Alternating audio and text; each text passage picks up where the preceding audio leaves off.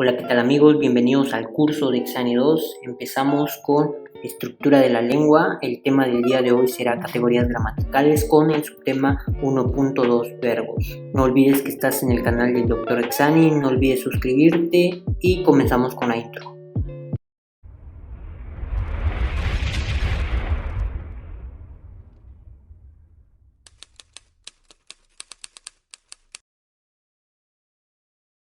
Bueno, empezamos diciendo que es un verbo. Es una palabra que expresa acciones, actitudes, cambios, movimientos de seres o cosas. Siempre se refieren a las acciones que realizan las personas, animales, cosas o objetos.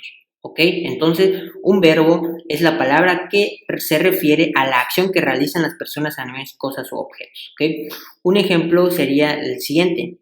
En esta oración, Mauricio juega fútbol todos los días. El verbo sería juega. ¿Por qué? Porque Mauricio, ¿qué está haciendo? Está jugando, y como vemos aquí, el verbo es la acción que realizan las personas, en este caso la persona, que es Mauricio. Entonces, ¿qué está haciendo Mauricio? Está jugando. Entonces, jugando o jugar es el verbo en esta oración. Clasificación de los verbos. Empezamos esta clasificación con los regulares, que son aquellos que al conjugarse su raíz o lesama no cambia ninguna conjugación, lo único que cambia es la terminación o morfema. Bueno, para esto tenemos que saber qué es una raíz o lesama y también qué es una terminación o morfema. En general, una raíz o lesama es la estructura de la palabra, ¿ok? Y la terminación o morfema, pues es la terminación, como aquí lo dice. Un ejemplo de los verbos regulares son los siguientes: hablar, comer, ¿ok? ¿Cuál es la raíz o lesama de hablar? Es ap. Ap es la raíz o lesama. Y la terminación o morfema es ar, ¿ok? Entonces, para que sea un verbo regular, su raíz o lesama no va a cambiar en ninguna conjugación. O sea que ap no va a cambiar cuando se conjuguen, ¿ok? Cuando se conjuguen, lo único que va a cambiar es la terminación o morfema. Si conjugamos hablar, sería yo hablo, tú hablas, etc. Nos damos cuenta que ap no va a cambiar, lo único que va a cambiar es ar. Así ocurre como el verbo comer, entre otros verbos, ¿ok? Luego siguen los verbos irregulares, que estos son aquellos que al conjugarlos cambia su raíz o lesama por lo menos en una conjugación. Entonces, estos, su raíz o lesama, van a cambiar por lo menos en alguna conjugación, ¿ok? Por ejemplo, si conjugamos el verbo volar, cambiaría su raíz o lesama. Por ejemplo, yo vuelo, vuelo. Entonces, ahí nos damos cuenta que cambió su raíz o lesama, ¿ok? También pasa lo mismo con el verbo hacer. Por ejemplo, yo hago, ahí cambia su raíz o lesama, ¿ok? Entonces, recapitulando, los verbos regulares son aquellos que al conjugarse su raíz o lesama no cambia ninguna conjugación, solo va a cambiar su terminación o morfema. Y los irregulares, estos van a cambiar su raíz o lesama por lo menos en alguna conjugación, ¿ok? Luego siguen los defectivos, que estos se dividen en dos, que van a ser los terciopersonales, que estos se aplican a sucesos. No pueden ser conjugados en todas las personas gramaticales, solo en tercera persona del singular y plural. Un ejemplo de estos podrían ser, bueno, o mejor dicho, estos son ocurrir, acontecer, suceder, urgir, caber, atañer, concenir y pasar. Obviamente con sus respectivos tercera persona de singular y plural, ¿ok? Luego siguen los unipersonales o los impersonales, que estos no tienen sujeto. Estos solo se van a conjugar en tercera persona del singular y en todos los tiempos gramaticales. Y estos van a ser, en general, todos los fenómenos de la naturaleza. Por ejemplo, llover, amanecer, anochecer. ¿Ok? Entonces, recapitulando, los defectivos se van a dividir en dos: terciopersonales y unipersonales o impersonales. Los terciopersonales, estos van a ser los siguientes: van a ser ocurrir, acontecer, suceder, urgir, caber, atañer, concenir y pasar. Van a ser estos, y estos solo se pueden conjugar en tercera persona del singular y plural. Y los unipersonales o impersonales, estos no van a tener sujeto y se van a conjugar solo en tercera persona del singular y en todos los tiempos. Y estos van a ser pues todos los fenómenos de la naturaleza. Seguimos con los verbos transitivos, que estos son aquellos que necesitan un sujeto, y un objeto para poder expresar el significado. Algo muy importante de los verbos transitivos es que deben responder a la pregunta ¿qué? Más verbo más sujeto. Si tenemos una oración con un verbo y te preguntan si es un verbo transitivo, lo que tenemos que hacer es hacer la siguiente estructura, ¿qué? Más verbo más sujeto. Si responde a esa pregunta es que es un verbo transitivo. Lo vemos en el siguiente ejemplo. María juega fútbol todos los días. Entonces hacemos la estructura. ¿Qué juega María? Fútbol. Lo contesta. Entonces es un verbo transitivo. ¿Ok? Luego siguen los intransitivos, que son aquellos que solo necesitan al sujeto para expresar el significado. Y para saber si es un verbo intransitivo, debe contestar a la pregunta ¿quién más verbo? Un ejemplo lo vemos en la siguiente oración. María juega fútbol muy lento. Entonces hacemos la pregunta ¿quién juega? María. Responde a la pregunta si la responde. Entonces es un verbo intransitivo. Entonces, recapitulando, los verbos transitivos son aquellos que necesitan al sujeto y un objeto para que se pueda expresar el significado. Y tenemos que hacer la pregunta, ¿qué más verbo más sujeto? Si la responde es que sí es un verbo transitivo. ¿Ok? Por ejemplo, María juega fútbol todos los días. ¿Qué juega María? Fútbol todos los días. ¿La responde? Sí responde la pregunta. Entonces es un verbo transitivo. Y los intransitivos son aquellos que solo necesitan al sujeto para expresar el significado. Y tenemos que hacer la pregunta ¿quién más verbo? En este caso, María juega fútbol muy lento. ¿Quién juega? María. ¿Responde a la pregunta? Sí, entonces es un verbo intransitivo. Luego siguen los verbos copulativos, que estos son aquellos que no aportan un significado. Estos sirven para unir al sujeto con el predicado.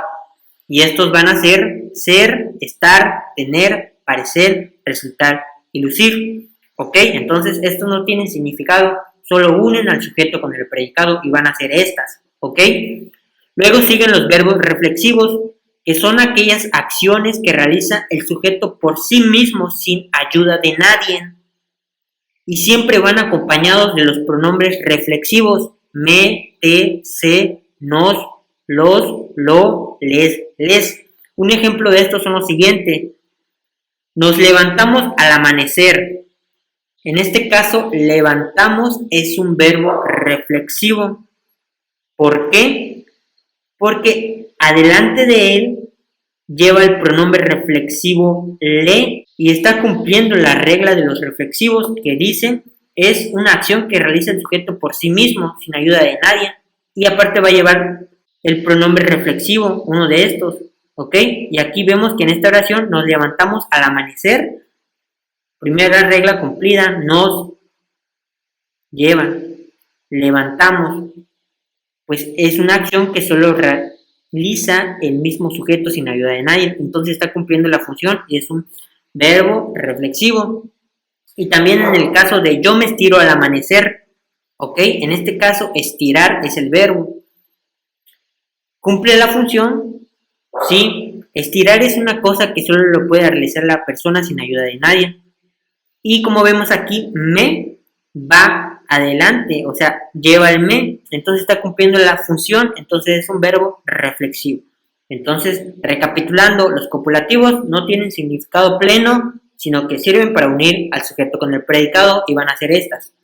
Los reflexivos, estos son acciones que la realiza la persona sin ayuda de nadie y siempre van acompañados de los pronombres reflexivos que van a ser estos. En este caso, nos levantamos al amanecer y yo me estiro al amanecer, ¿ok? Luego siguen las formas no personales del verbo, que primera es el infinitivo, que este es el verbo inicial sin conjugarse. Sus terminaciones son ar, er e ir. Un ejemplo de estos pueden ser hablar, comer, reír. Luego sigue el gerundio, que es la forma del verbo cuando se está haciendo, cuando está pasando el verbo. Sus terminaciones son ando, endo, yendo o yendo. Un ejemplo de estos podrían ser hablando, corriendo, riendo, leyendo. Luego sigue el participio, expresa cuando el verbo ya ha concluido, cuando ya ha sido realizada y sus terminaciones son ado, ido, so, to y cho. ¿Ok? Entonces, el infinitivo es el estado inicial del verbo sin conjugarse, terminaciones ar, er, ir. El gerundio es cuando el verbo está pasando ese verbo en ese instante. Las terminaciones son ando, endo, yendo. Y estos son unos ejemplos, por ejemplo, hablando, corriendo, riendo, leyendo, que están pasando en ese instante, ¿ok?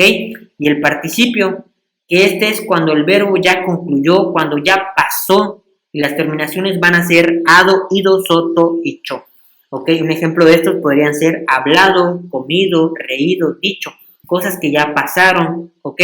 Esas van a ser las formas no personales del verbo. Bueno, seguimos con los accidentes verbales o conjugaciones verbales. Bueno, estos se van a conjugar en persona, en número, en tiempo, modo y voz. En persona, en primera persona, segunda persona y tercera persona, ¿ok?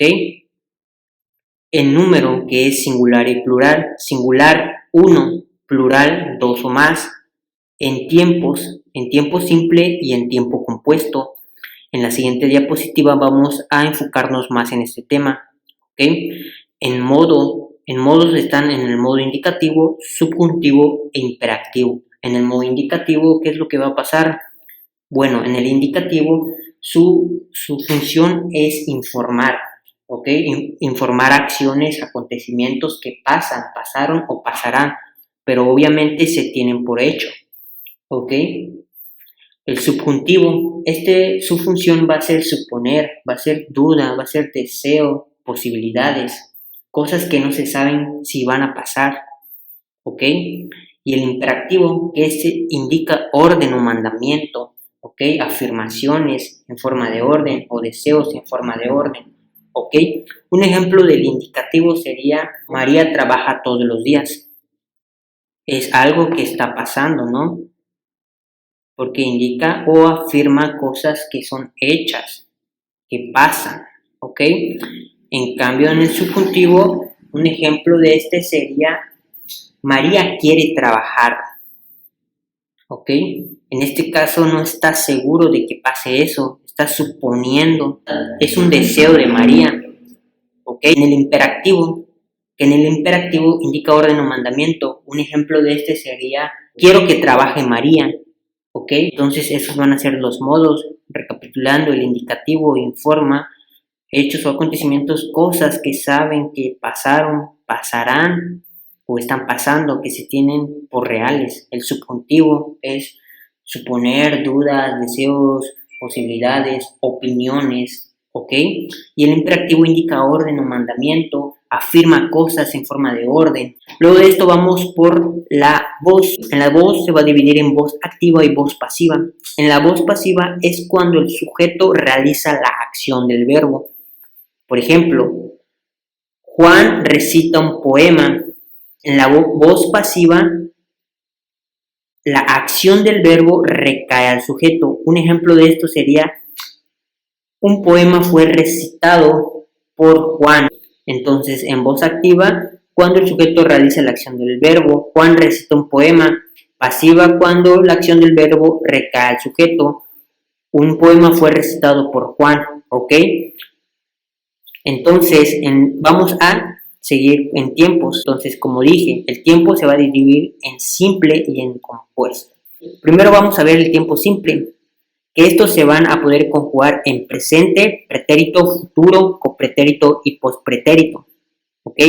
En presente es el normal, en pretérito es pasado, en futuro pues es futuro, en copretérito, ¿ok?